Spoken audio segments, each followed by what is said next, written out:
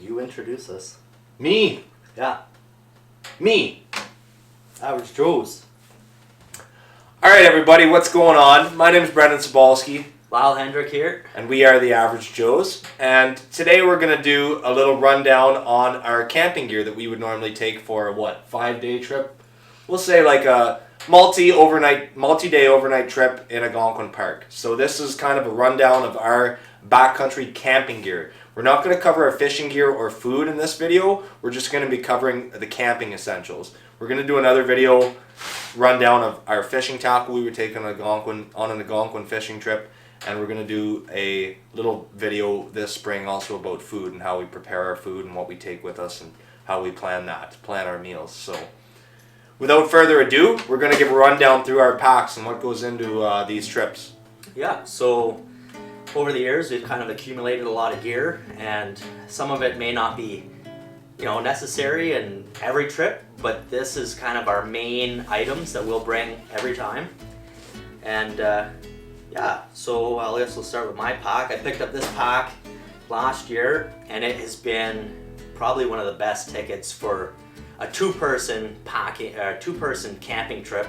I believe it's a 95-liter pack, and then with the extra you get on the sides and then on the top, I think it's 105 liters total, something around there. I'll put the exact size and the link in the description where we bought these down below.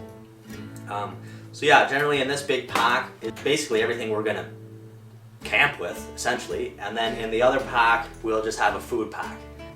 Yeah, this pack's been real good. It says it is a recreationalbarrelworks.com.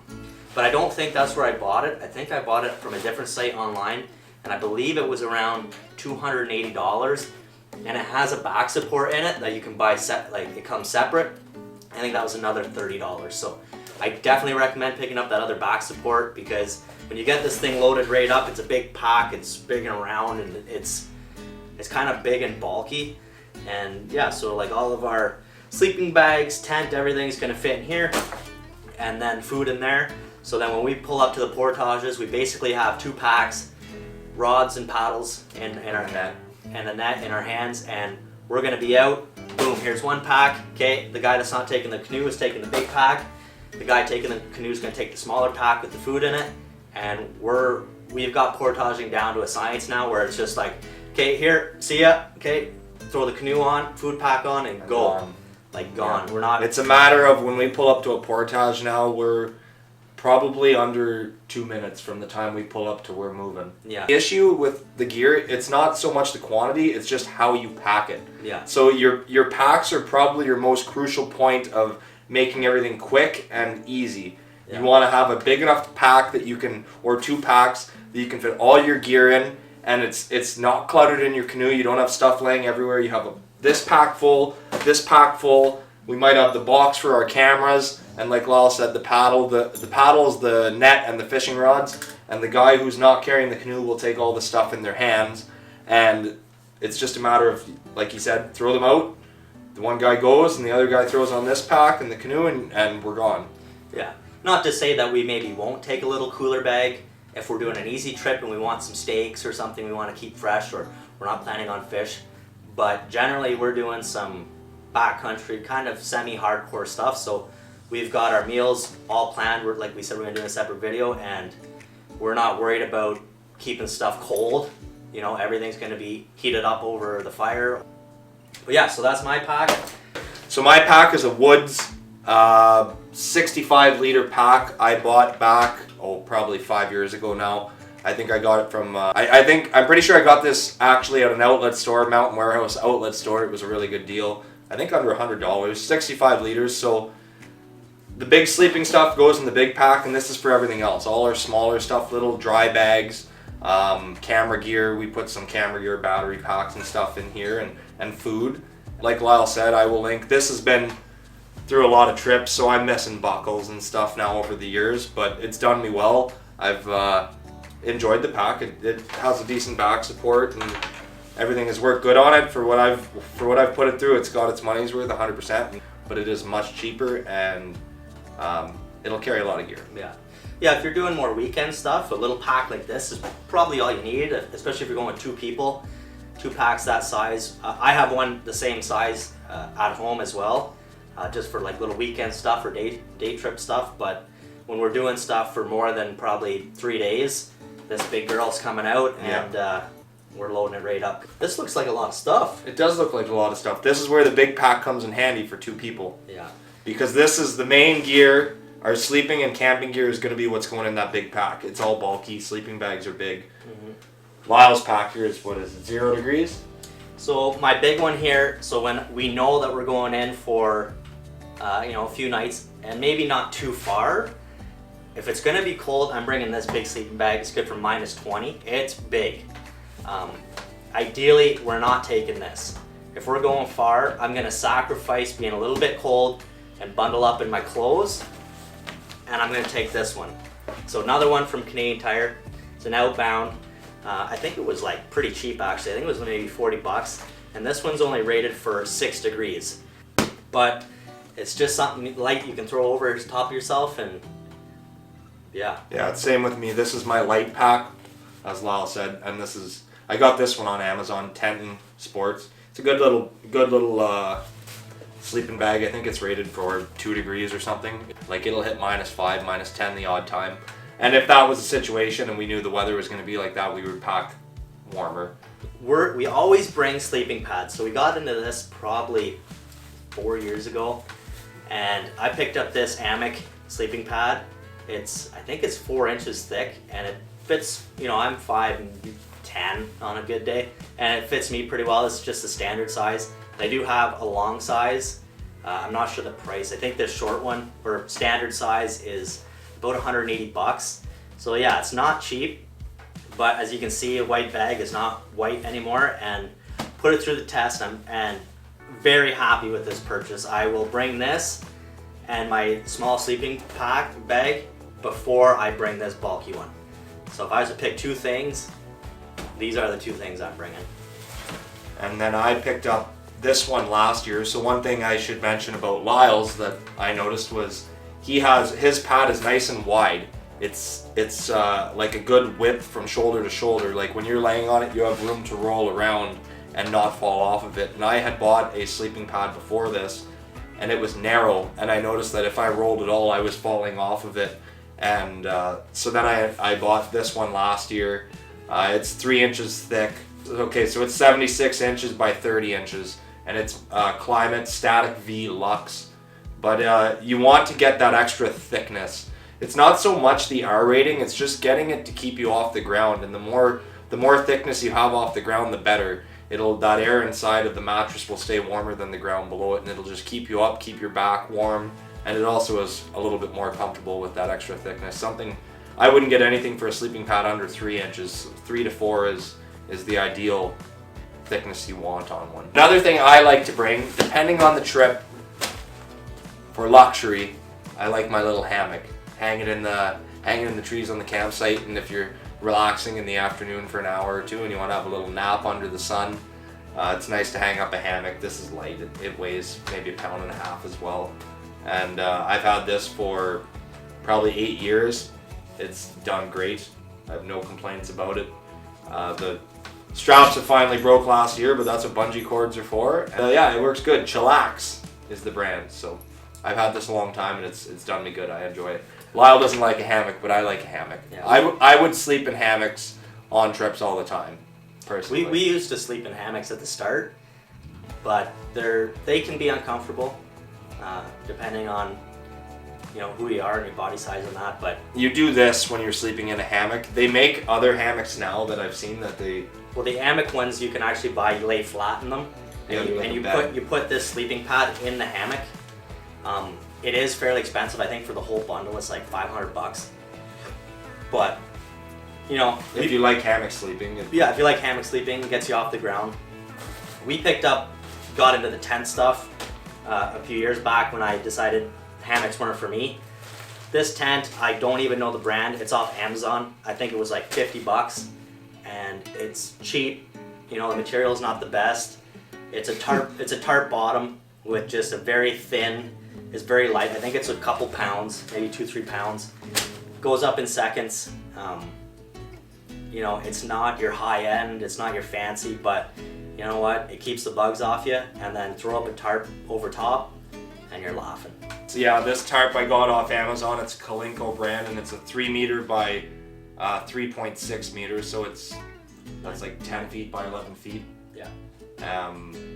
It works good, and one thing with this is it doesn't have grommets. It actually has, I'll show you, there's like strap loops that are sewed onto the tarp all around the whole exterior of it. There's a bunch and up the middle, so you can actually use this to make a canopy as well. You can tie the top up and have the sides tied down, but we'll generally drape this over our tent. That just is extra rain protection. Like Lyle said, it's not the greatest tent. It'll take on water if it's raining hard, and we've been out there and had some good rain days so far, and we're not regretting having tarps at all. No. We'll generally run two, one over the tent, and then maybe one over like our food or kind of beside the tent, so we can come out, get dressed, you know, our stuff stays dry, we can keep it all together. We like to keep it as simple as possible and kind of keep everything tight together so we're not all over the campsite. You know, That's how you lose stuff. That's how you lose stuff, yeah. And I mean, if you had a few people, you know, maybe you went with another group, you could set up, you know, 4 tarps and make like a nice area, but generally it's just us two, so we'll keep it simple. So this covers our sleeping and like our actual living quarters while we're out in the bush. This is how we sleep and how we stay comfy. Another critical piece you're going to need on a camping trip is a good quality saw, and depending on where you're going, a hatchet. We generally try not to bring a hatchet because axes and hatchets are just bad news in the backcountry. They're death sentence. They're just, like, a hatchet is something that you're going to hurt yourself with. If there's going to be any tool on the site you're going to hurt yourself with, it'll be a hatchet or an axe. And so we will bring this sometimes. Most of the time we're just bringing in a saw and cutting things that are sizable enough that we can do it with this. And we have this great saw from Bear Essential Outdoors. And anyways, as you can see, this awesome buck saw from DJ at Bear Essentials, custom made, packs away super nice. Like, you look at the saw and you're like, how does that thing fit in there, right? But it's a great design that DJ has done, and Really took a lot of thought to make that saw. It did. It's really it's very creative. very creative. And yeah, it packs away nice. Everything just folds up, and it all goes right back in this pouch. So we'll take that in with us. That's our main wood cutter for the week. Look at this. You look like you're going to the jungle. Yeah. So I will not lie. I've never used this actually. I've never seen him wear this. In what even is this? Spin it around. But if it was real bad, It really sticks to you, eh? yeah. If it was real bad, I would throw this on. You know, on a portage. That would be killer on a portage. It'd be sweaty, hot in there. But hey, you know what? If the mosquitoes are that bad, which I've only seen them. I've seen them so bad one time, and it was only one time, that they basically eat you like literally alive. Was this with me? No, it was with my dad. Oh. We went in for a day trip, and the portages weren't big where we were going. They were like less than 200 meters, and they were so bad, like brutal. So anyway, this just folds right up, lickety split, wherever the Splickety lit. It was in the. oh, it was in my hat. You know. Duh. And it weighs literally nothing. I also had a bug net, and So, I forgot my dry bag. But for the literally ounces that it is, I'm just gonna throw this. it's in worth there. it. If you're in bug season. If you're going before bug season, early May, you don't need it. But Yeah. as soon as those bugs start coming out, you're gonna want it. Yeah. And I also have in front of me here a thermocell. So I just have some extra packs in there for juice, and the juice is just butane, and then it burns the bug repellent on the little blue pads. So I have some extras in here. And yeah, I probably won't bring this unless, like you said, it's bug season. I'll bring that hat before I'll bring this. What else do you got, Lyle? So with the whole theme of like weather-related issues, bugginess and rain, I picked up, it's not in here, it's at home, but here's the bag. It's a cheap Canadian Tire, I think it was $10, rain jacket. I'm not gonna lie, if it's a big rain, this will start to soak in on you. It's kind of garbage. You were pretty wet last year. Yeah, but if as long as it's not too bad, like if it's just sprinkling or off and on, like light rain, this jacket is fine. Bring a raincoat is what he's saying. Yeah, rain gear is something you want. Rain pants. Yeah, these are rain pants. And here. a rain jacket. And buy something decent. Yeah. So like weekend trips, you know, if you check the forecast and it doesn't look like rain, just a little cheap little poncho. And I actually have two, a garbage bag. I always throw a couple garbage bags in there, either for my pack, food, whatever. You get to camp and it starts raining, you can throw stuff in a garbage bag real quick and it keeps it dry. That, and you can poke a head hole in there and it's a poncho. Yeah. So a few things, these weigh nothing. You throw them in a little pouch, you know, crumple them up, throw them in a pouch, and if you need it, it's there. And if you don't, it doesn't weigh anything. So, yeah. And two, garbage bag, you can use it for its intended purpose and put garbage in it. Or you could use it as a sail on your canoe. Or if it was really windy and you wanted to get across a big lake. Because make sure you take out what you take in, or take more out than what you take in. That's right. Everybody seems to leave some sort of garbage, some sort of trace, and Algonquin should not be known as a dump site. It should be known the way that everybody sees it, as pristine, trout waters, and take out what you bring in. Pack out what you bring in, you dirty litter bugs. Yeah. So I actually got this as a Christmas present last year.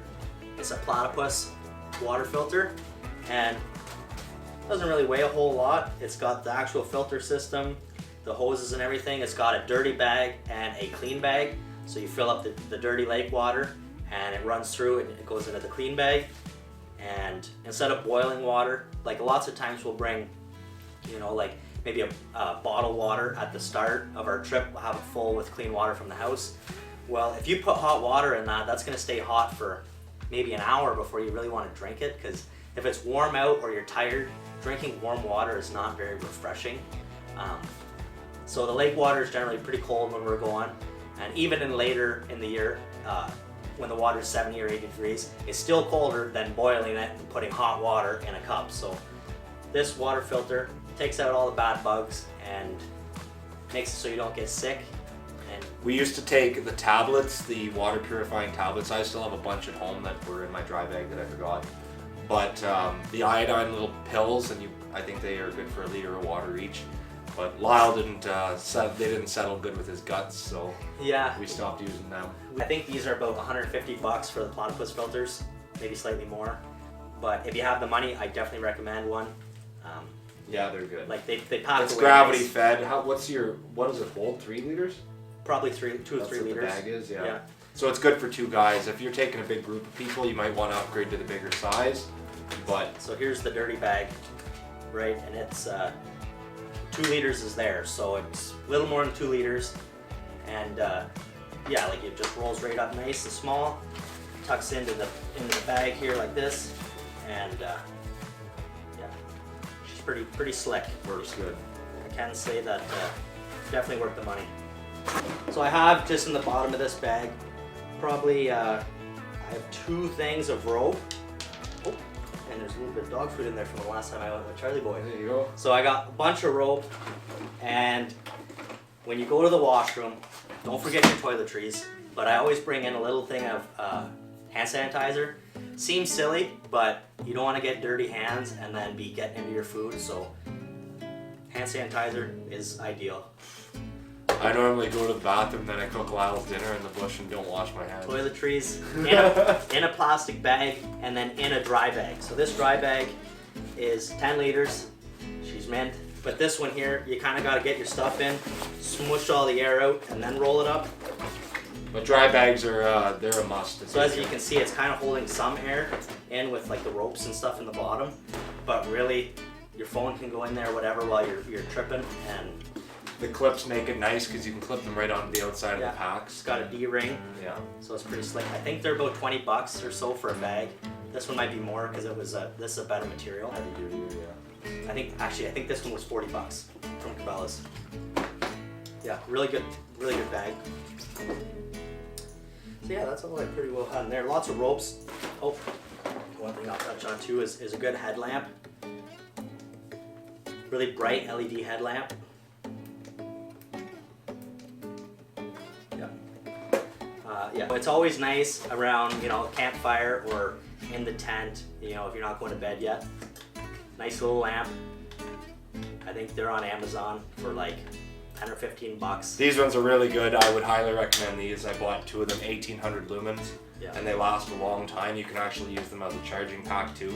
So you can charge this up and you could charge your phone with it or charge any of your devices, but generally I would keep it charged up just for the light. But like Lyle said, nice to have around the campsite. Hang it in a tree over towards the tent or something so that when you're away from the fire you can see. Yeah. So now we'll get into some more safety items and a few things. So in here I got a bar of soap, which is nice. You know, if the water's warm enough, you could jump in and rinse off. Biodegradable, right? Yes, biodegradable. Tums, because the stuff that you eat on camping trips, especially if you buy those prepackaged foods, they're very salty. Tums. The preservatives give you heartburn, eh? Got 2 things of Tylenol and Advil. You get pretty sore, so yeah, that's a must. it's like We were popping those last year on the way out on our trip. Remember? yeah. I took 2 or 3 of them before we started portaging because my shoulders were just on fire from the way in a couple days before. So whatever your preference is, these are probably actually expired 2 years ago, They still but they'll work. And then if you do ever cut yourself, I always have a few items in here. So I have some hydrogen peroxide you can spray in the wound, and then Brendan has a better one, a little pack that he put together. But I forgot. I have some bandages, earplugs in case Brendan snores. I have some melatonins to help go to sleep in here. Different bandages, so if you cut yourself, you can wrap up, or a sling if you twist something, or Couple joints to help. When you get into the territory of a major injury in the bush and you're in backcountry, if you don't have a Garmin InReach or some sort of transponder to send help to you, it's kind of you're writing yourself your death certificate if you're in the bush and you hurt yourself really bad. So essentially you just are always conscious to be careful, know which way you're cutting, and everything that we bring first aid is for something we can dress in the bush. Yeah. And if it's something that's going to kill you, you're likely not getting out anyways if you don't have the Garmin InReach. Yeah. So like I said, I got little band-aids to big band-aids, after bite. I actually have some burn cream in here, which is nice because you're around fires all the time, so some burn cream. Some gauze or like tensor bandage. There's your tensor bandage there with the clips and stuff on it. So if you did, cut yourself bad enough where you're not going to die, but you do need something to keep. You're bleeding good, yeah. Like to keep the dirt out and keep the wound shut. Just a roll of that. What is it? 5 yards. So that's like 20 feet, 15 feet. Mm-hmm. So that's a long ways. Like wrap it around your leg if you hurt your leg, or if you twist something, you just want to keep it compressed because you could twist an ankle. Another good thing that I always pack in my first aid kit as well is those little tubes of super glue. It sounds silly, but if you get a cut that's bad enough that like it's bleeding and it doesn't stop, like you have bandages and you're wrapping it up and it just won't seal and it keeps pumping blood, if you have super glue, it's probably not recommended by a doctor, and I'm not a first aid person by any means, but it's something that will close a wound. You know yourself how sticky super glue is, so if you can get a little bit of glue on that cut, just enough to keep it shut, and then wrap it up. Yeah. Like you're just trying to stop the bleeding. And then always with every trip, whether we're wrapping up our rods or we're taping the paddles together, whatever way we may be doing, we always bring a few rolls of electrical tape, and it also works as a good safety mechanism. Like Brendan said, if you really need to wrap something up, or maybe you sprain your finger, you can tape your fingers together, or whatever, multi-use. But electrical tapes are about $10 or $15 at Canadian Tire or any outdoor store. They're just wired twist ties. So what we'll do when we're portaging is this one's actually broken. Anyway, what we'll actually do is with the paddles, we'll strap them into the canoe, and we'll get into that when we go outside and throw the canoe in the lake here. But we'll strap the paddles in the canoe, and instead of using electrical tape where now you're just using a whole roll, you're kind of, you're not thinking with your head. You're just using a whole roll for waste because you're cutting that off every time you want to paddle. This goes on, hold your arm out for a sec, I'll just show how it works. So there, you've twisted something on, a few turns, and it's not going anywhere. That'll hold the paddles to the gunnel of the canoe. and it just makes it so that they're not being carried in your hands. Yeah. They're easy to tie up fishing rods as well, like rods, paddles, whatever. You can. It's not like rope where you're tying a knot. Like knots are just annoying with ropes. Yeah. If you're not DJ, the knots are. If Yeah. you're not a naughty boy like DJ, then Yeah, and then ropes are annoying. For those that don't know, like wire, when you twist wire, you can't tie wire in a knot, and the best way to tie wire is simply 2 or 3 twists, and like that much, and that will never come undone. Like never, ever, ever. So I do a lot of beaver trapping and coyote trapping, and you get some heavy wire. This is all it is heavy wire inside, just a rubber thing with 2 caps on it. And I'm telling you, I trap a lot of things, and just a few wraps like that, 3 or 4 wraps, is holding in everything. I got one of these for Christmas as well. So not sure the exact price, but it's a level 6 canoe pad.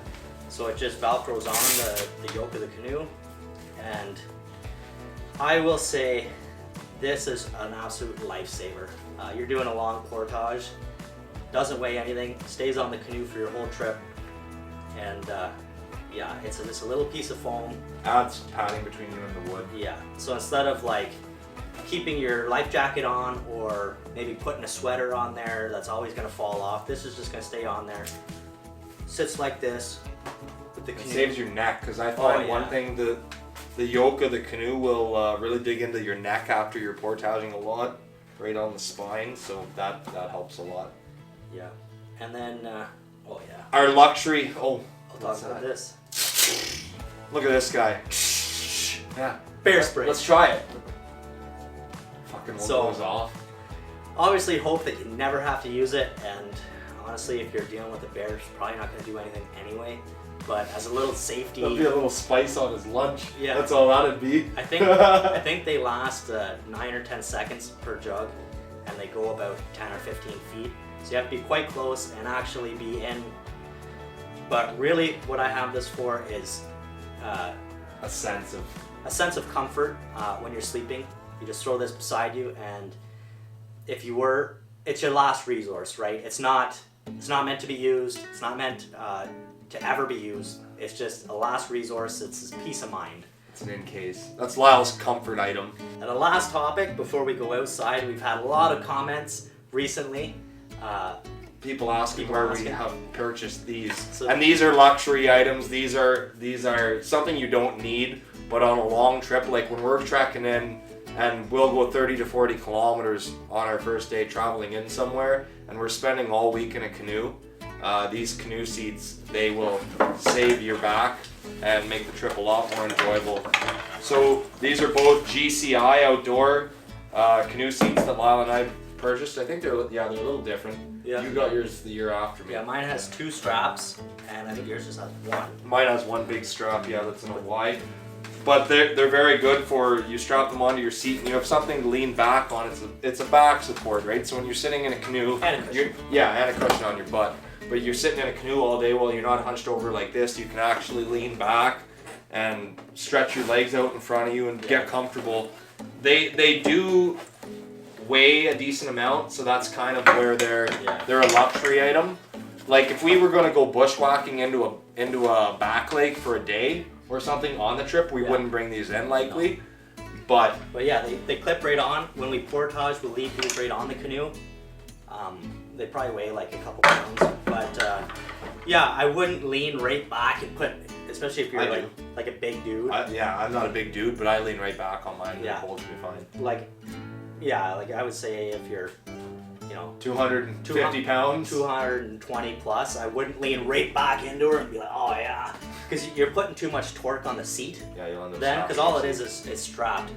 But all it's there for is to take like 10 or 20 pounds, you just lean back a little bit, and it takes the pressure off your lower back, and so nice. Like Yeah, they're a nice item. Mine has little pockets in the front. I can, like when I'm paddling, I'll have my little tackle box, whatever I'm using here, maybe a drink, my pliers, they're all right there then. When I'm in the canoe, they're sitting right below me, ready to access for when I'm... All right. There's the portage, Lyle. Right here, buddy. Nice.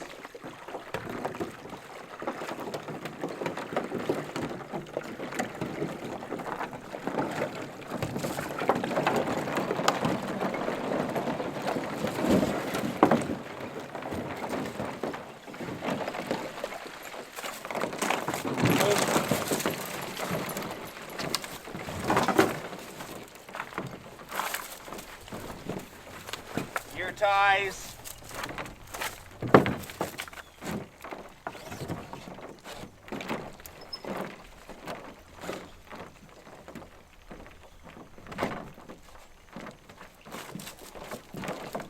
My canoe has, my seat has a strap. Set the strap.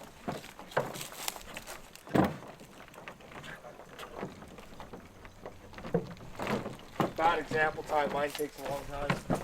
Hey, we're doing good.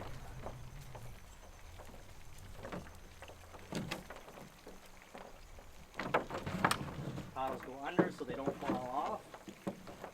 They put the canoe upside down. Oh, that's the broken one. Ties.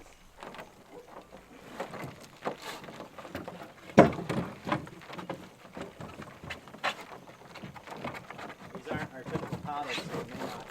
No, these are kind of short. That's okay. It'll sit like that. Alright. You would carry the net. Carry the net and the rods. I would throw on my pack.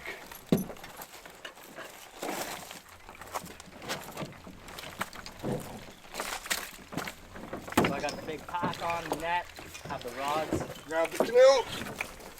Throw it up. Bring it back to And we're gone. We're gone. So that's yeah. So really, all of 45 seconds, we paddled up, packs go on, strap the paddles down, and we're off. Yeah, it's a quick change going from water to portaging for us, and that's what you kind of want when you're traveling far on your backcountry trips. You want to make it as quick and as easy as possible. So pack everything together really nicely in big packs. Make sure all your gear is organized. Keep it light. And that was our camping gear that we take on a regular old backcountry trip. Yeah. So leave a like, leave a comment. Maybe a few things we maybe missed.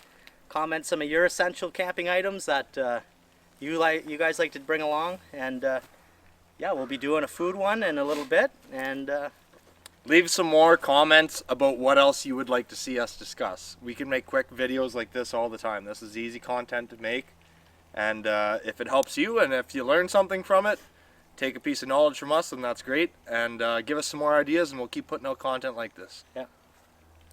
So 5 weeks from yesterday, and the park opens. Yep. So until next time, my name's Brendan Sobolski, And I'm Lyle Hendrick. and we are the Average Joes. Don't forget to subscribe.